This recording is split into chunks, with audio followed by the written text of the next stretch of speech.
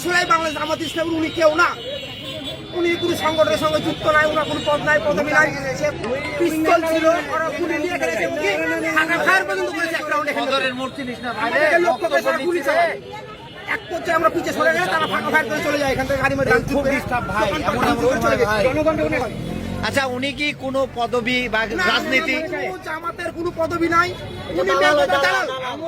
আওয়ামী লীগ যখন ছিল তখন আওয়ামী লীগের দালালি করতো, এখন বিএনপি ক্ষমতা এসছে, এখন বিএনপি দালালি করছে। আগে জামাত ছিল, জামাতের সঙ্গে ছিল। আসলে বাংলাদেশ জামাত ইসলামের উনি কেউ না, উনি কোনো সংগঠনের সঙ্গে যুক্ত নাই, ওনার কোনো পদ নাই, পদবি নাই। উনি শুধু মানুষের টাকার প্রতি লোক, জুলুম। আপনারা জামাতের কোনো পদে আছেন না? না,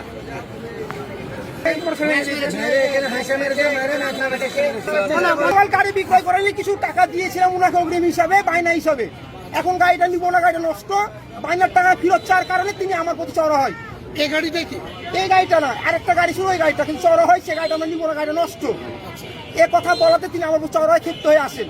আমি ওখান থেকে চলে আসলে পরে তারা আসে এবং এসে আমার মুড়ের উপরে এসে দোকানপাট গাড়ি মারি ভাঙচুর করে, গুলি নিয়ে আসে, গুলি ফাঁকা ফায়ার করে। এলাকার লোকজন, দোকানপাটের মাহাজন সবাই যখন হাসপাতাল রুখে দাঁড়ায়, তখন তারা পালিয়ে যেতে বাধ্য হয়।